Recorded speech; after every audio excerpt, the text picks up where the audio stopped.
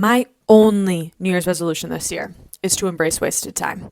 And I kind of think it should be our collective resolution, because I honestly think, I really do believe this, that if we embrace wasted time, we'd get a lot more done. I think we'd create more, we'd accomplish more, we'd be prouder of ourselves. It would be so beautiful. I've spent the last couple weeks leading up to today, January 1, Happy New Year's, Happy 2025, reflecting on 2024, how it's gone, the goals I made on this very day last year, because you best believe I'm a journaler and I wrote them all down. And you might be wondering, did I accomplish those goals? The answer is honestly mostly no. I didn't accomplish most of the things I set out to at the beginning of this year or last year. I sure didn't write that novel.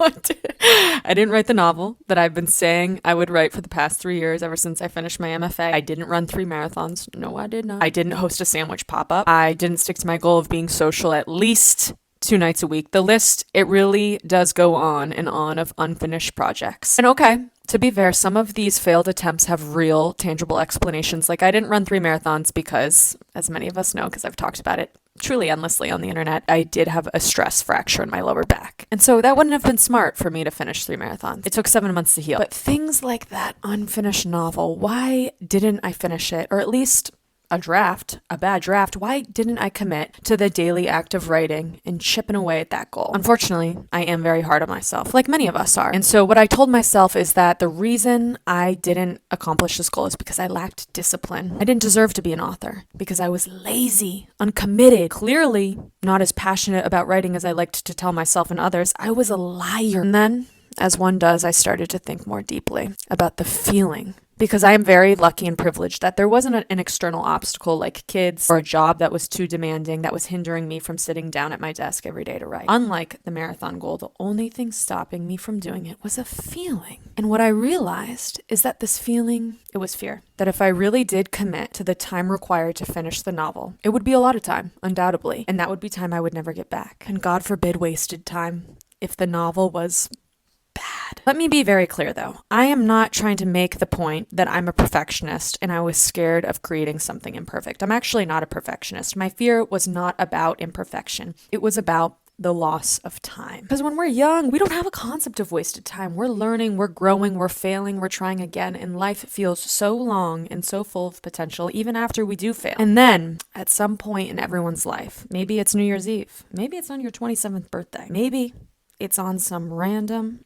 otherwise forgettable Tuesday, we become hyper aware of time and time passing, and that things around you and within you are changing rapidly. And because of this feeling, a lot of us develop an intense aversion to wasted time. We start white-knuckling life. You tell yourself that moving forward, you need to only make the correct decision, the right decision. There's no more time for dilly-dallying, no more time for wasted time. And this fear of wasted time, it kind of looms constantly. You begin to start everything, relationships, art, companies, fitness journeys, diets, in a state of worry. Is this the right person to be investing my time in? Is this novel that I'm writing going to be any good? Would anyone actually buy this product I'm trying to create and sell? Maybe it's Pilates I should be doing instead of long distance running. Suddenly, everything feels really high risk and you're terrified.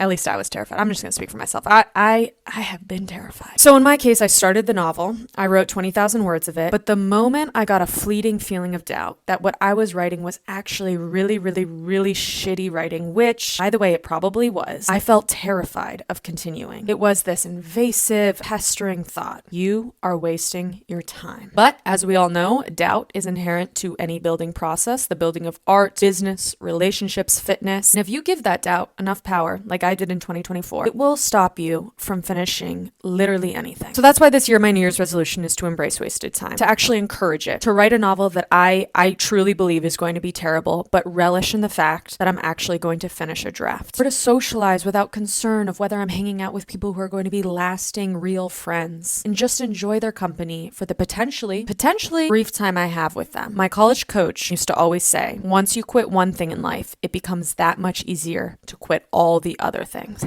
And he used to say this basically to convince people not to quit the team, which is kind of funny because rowing in college is kind of miserable. But I actually think it's mostly true advice. We show ourselves what we're willing to put up with. So if we're willing to put up with being someone who quits things, that becomes a positive feedback loop. We quit something, then we tell ourselves that we're quitters, then we quit the next thing. It's very, very sad. I personally don't want to be someone who quits things. I want to be someone who finishes things. I know every situation is different, and there certainly are going to be some cases where, yeah, it's probably a good idea to walk away. Quit while you're ahead. Maybe it's a toxic friendship, or maybe it's a business idea that's going to lose you millions and millions of dollars. I don't know. This is not a universal rule that I'm trying to establish. I'm simply trying to say that personally for me, I'm at a point where the situations that I have to walk away from have to be very, very clear. And if it's ambiguous at all, then I think there's value in finishing it. But anyway, my big realization was that the root of my inability to pursue my passions isn't laziness, it's fear. And I'm just scared of time and that it's passing and that we're getting older and we're all gonna die, and honestly, that's okay. It really is. Of course, the truth is that time has always been passing and things have always been changing rapidly. Even when we were little kids and we bravely grabbed time and life by the horns, when we were young, we'd look time dead in the eye